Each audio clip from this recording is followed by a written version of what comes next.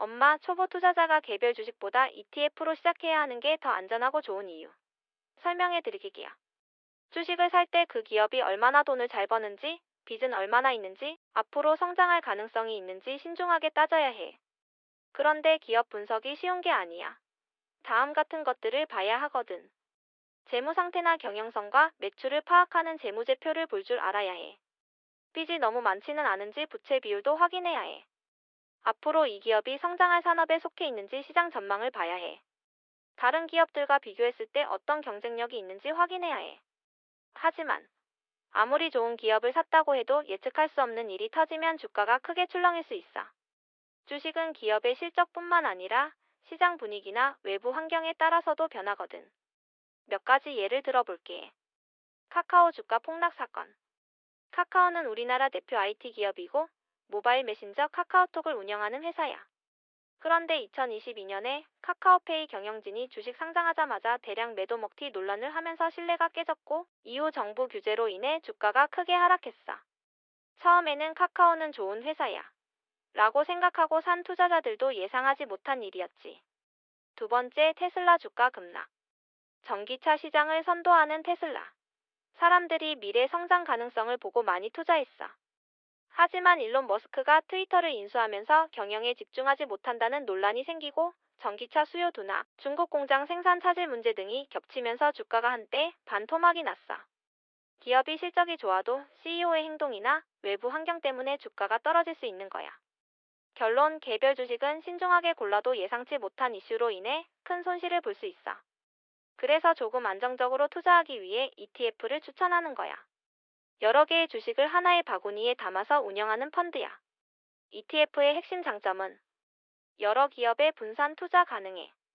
특정 기업이 출렁여도 전체적으로 안정적이지. 전문가들이 분석해서 하나로 묶어둔 주식들이야. 직접 기업 분석을 하지 않아도 돼. 장기적으로 꾸준한 성장 가능성이 있어. 즉, 개별 기업 리스크를 줄여주지. 예를 들어볼게. 애플 주식을 하나 산다면 애플의 실적 또는 외부 영향에 의해 주식이 떨어질 수 있어.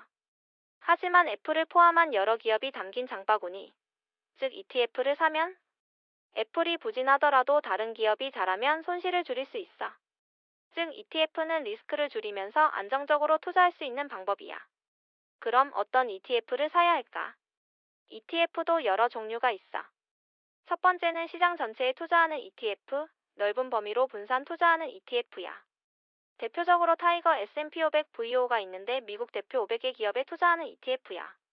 그리고 국내에는 한국 대표 200개 기업에 투자하는 타이거 코스피 200이 있어. 두 번째는 성장주 중심 ETF, 즉 미래 성장 가능성이 높은 기업 투자하는 ETF야. 애플, 마이크로소프트, 엔비디아 등 IT 기업 중심 ETF인 큐브큐가 있어.